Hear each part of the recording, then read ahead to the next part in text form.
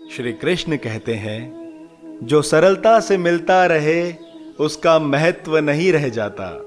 अक्सर खो देने के बाद ही समय, व्यक्ति और रिश्तों के मूल्य का आभास होता है। हे पार्थ, उस दिन तुम्हारी सारी परेशानियां खत्म हो जाएंगी, जिस दिन तुम्हें यह ज्ञात हो जाएगा कि तुम्हारा सारा काम ईश्वर की मर्जी से ही होता है। इस संसार में मनुष्य बिना मुहूर्त के जन्म लेता है और बिना मुहूर्त के ही चला जाता है। फिर भी देखिए ना, सारी जिंदगी इंसान अच्छे मुहूर्त के पीछे ही भागता रहता है। अगर आपके विचार अच्छे हैं और आप सच्चे भाव के साथ कोई भी कार्य करते हैं तो उस कार्य का नतीजा कभी भी बुरा नहीं हो सकता। श्री कृष्ण कहते हैं, हे पार्थ, जिस तरह से लोग मुर्दे इंसान को कंधों का सहारा देकर उठाते हैं, उसी तरह अगर जीवित व्यक्ति को भी सहारा देते तो कितना अच्छा होता। जीवन में सब कुछ खत्म होने जैसा कुछ भी नहीं होता, क्योंकि एक नई शुरुआत हमेशा तुम्हारा इंतजार कर रही होती है। यदि तुम्हारे अंदर खुद को बदलने की ताकत नहीं है तो तुम्हारा कोई अधिकार नहीं है कि तुम भगवान या भाग्य को दोष दो। हे पार्थ, इस संसार में जिसे तुम अपना समझने की भूल कर रहे हो, असल में वो तुम्हारे अपने नहीं हैं। अगर कभी सच में अपनों की परख करनी हो तो केवल उनसे जाकर ये कह देना कि मेरा समय बुरा चल रहा है। तुम्हारे मात्र इतना कह देने से ही तुम्हारे आधे से ज्यादा अपने तो तुम्हें उसी वक्त उसी परिस्थिति में छोड़कर अपने अपने काम में लग जाएंगे और तुमसे नजरें तक नहीं मिलाएंगे कि कहीं तुम कोई मदद ही ना मांग लो। और सबसे पीड़ादायक तो ये भी हो सकता है कि उनमें से कोई ऐसा भी हो जो एक वक्त तुम्हें अपना सबसे ज्यादा करीबी और शुभ चिंतक लगता रहा हो। लेकिन हे पार्थ, तुम्हारे बुरे वक्त में जो भी तुम्हारे साथ खड़ा रहा हो, याद रखना, केवल वही तुम्हारा अपना है। केवल वही है जिसे तुम्हारे होने ना होने से सच में फर्क पड़ता है, और केवल वही है जो सच में तुम्हारे जिंदगी में अपना कहने लायक है। और ऐसे व्यक्ति का कर्ज तुम अपनी सारी जिंदगी लगाकर भी नहीं चुका सकते, जिसने तुम्हारे बुरे वक्त में तुम्हारा साथ दिया हो। इसलिए ऐसे रिश्तों की मरते दम तक कद्र करना।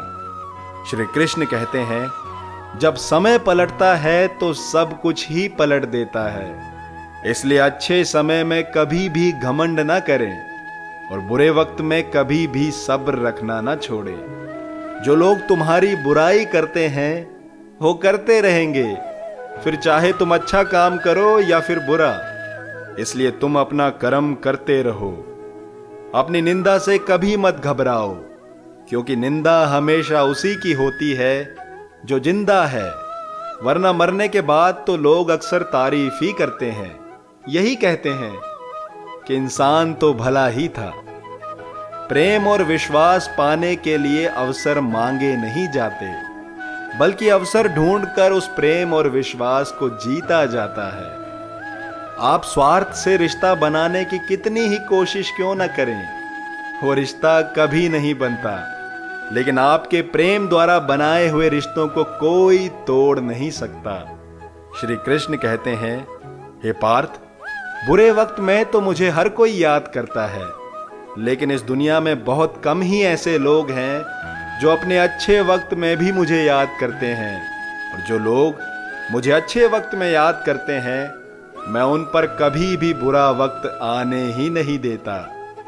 जीवन तो श्री राम का भी आसान नहीं था, लेकिन अपने जीवन की उन कठिनाइयों से लड़कर जीतकर जब वो अयोध्या वापस आए थे तो मर्यादा पुरुषोत्तम श्री राम कहलाए थे। जो हो रहा है उसे होने दो।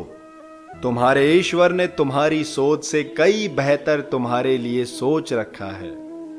एक दिन आपको शिकायत वक्त से नहीं बल्कि खुद से होगी कि पूरी जिंदगी आपके सामने थी और आप दुनियादारी में ही उलझे रहे। मौन रहना अच्छी बात है, लेकिन जब अन्याय हो रहा हो तब नहीं, क्योंकि अन्याय करने वालों से भी बड़ा पापी अन्याय को सहने वाला होता है। दुख भोगने वाला आगे चलकर सुख जरूर भोगेगा, लेकिन दुख देने वाला कभी भी सुखी नहीं रह सकता। जब आपको अपने ही परिवार के सदस्य पराये लगने लगे और पराये सदस्य अपने लगने लगे, तो समझ जाना आपका विनाशकारी समय बस नजदीक ही है। जब तक आपके सोच और विचार अच्छे नहीं होंगे, तब तक आपका अच्छा समय आ ही नहीं सकता।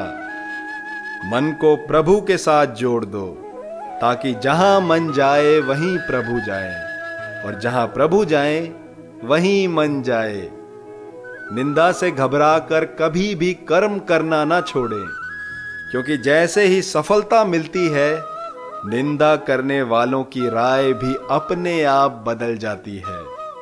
चिंता मत करो, क्योंकि जिसने तुम्हें संसार में भेजा है उसे तुम्हारी ज्यादा चिंता है। दुख का मूल कारण यही है कि आप सुख की तलाश में बाहरी दुनिया में भटकते रहते हो, जबकि असल सुख तो आपके भीतर ही है।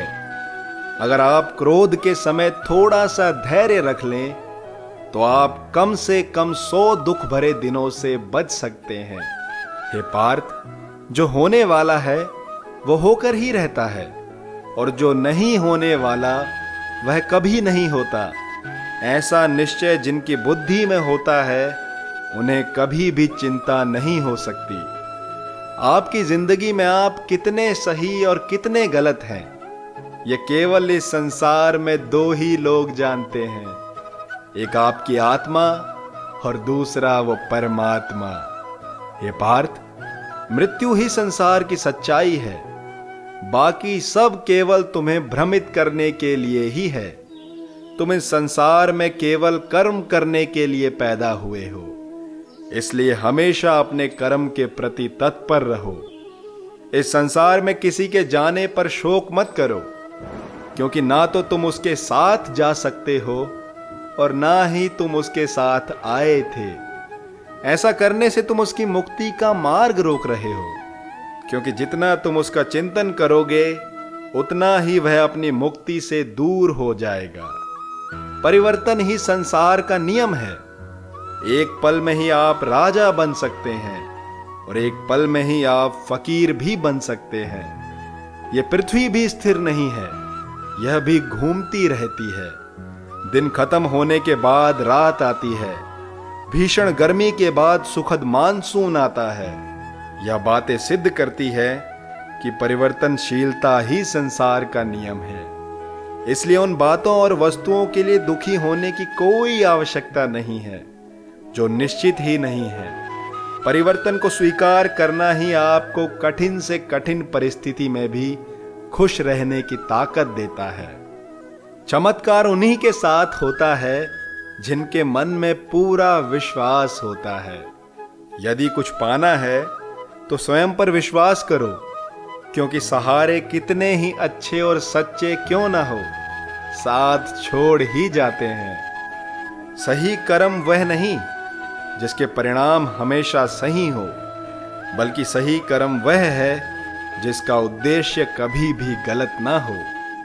गीता में श्री कृष्ण कहते हैं, केवल डरपोक और कमजोर लोग ही चीजों को भाग्य पर छोड़ते हैं, लेकिन जो मजबूत और खुद पर भरोसा करने वाले होते हैं, वे कभी भी नियति या भाग्य पर निर्भर ही नहीं रहते।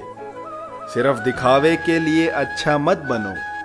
वो परमात्मा आपको बाहर से ही नहीं, बल्कि भीतर से भी जानता है। हे पार्थ, यह शरीर नश्वर है, पर आत्मा अमर है। यह तथ्य जानने पर भी व्यक्ति अपने इस नश्वर शरीर पर घमंड करता है, जो कि बेकार है।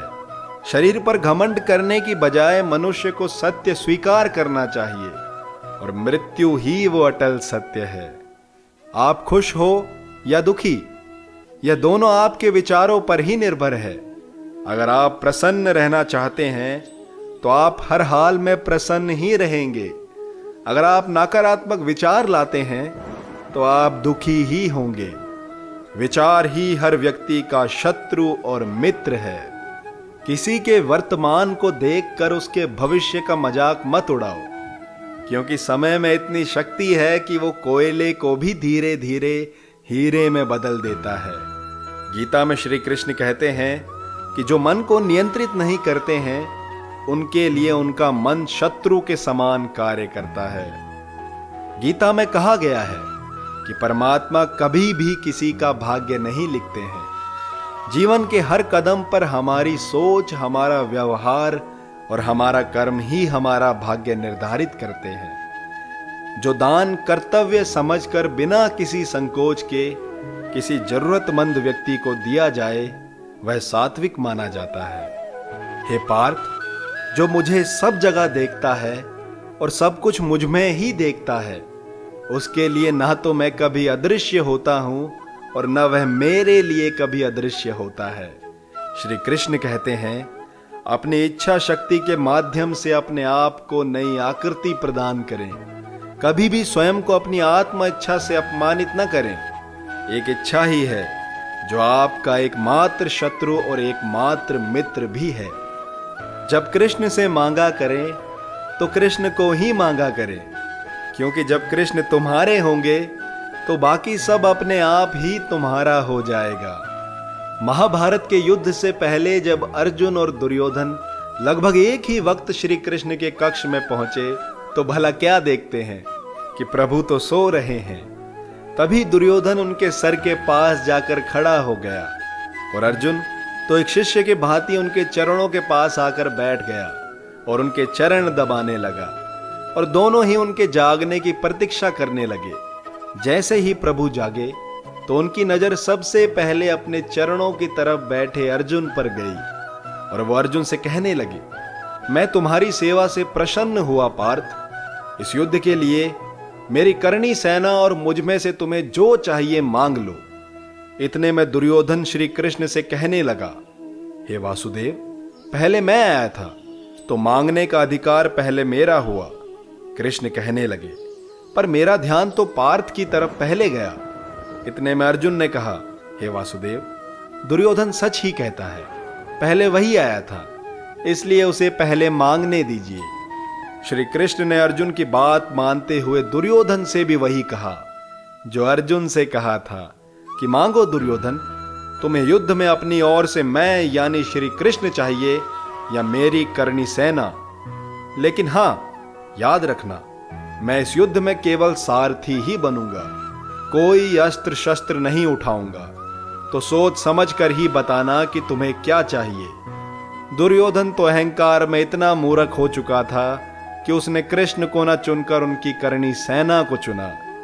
अब अर्जुन के लिए तो केवल श्री कृष्ण ही एकमात्र विकल्प बचे थे और अर्जुन ने आंखों में अश्रु भरते हुए कृष्ण से कहा, हे भगवान, मुझे तो आप ही चाहिए थे। जिसका सारथी स्वयं भगवान हो उसे भला इस संसार में कोई भी युद्ध जीतने से कौन रोक सकता है। और देखिए ना, श्री कृष्ण ने निहत्ते ही महाभारत का वो युद्ध अर्जुन को जिता ही दिया। इसलिए भगवान के किए पर हमेशा भरोसा रखो। वो किसी द्वार को आपके लिए तभी बंद करता है जब आपके लिए कोई अन्य द्वार उसने पहले से ही खोल कर रखा हो। देखा दोस्तों, श्री कृष्ण की वाणी जब सुनने लगो तो मन करता है बस कभी खत्म ही ना हो। मुझे उम्मीद है कि इस वीडियो से आपको अपने जीवन के कई प्रश्नों का उत्तर अवश्य ही मिल जाएगा। श्रीमद् भगवत गीता से आपके लिए आगे ऐसे ही और वीडियोस आपको इस चैनल पर मेरी आवाज में सुनने को मिलेंगे। तब तक के लिए आप इस चैनल को लाइक कीजिए और कमेंट में जय श्री कृष्ण जरूर लिखिएगा। चैनल को सब्सक्राइब जरूर कर लेना। धन्यवाद।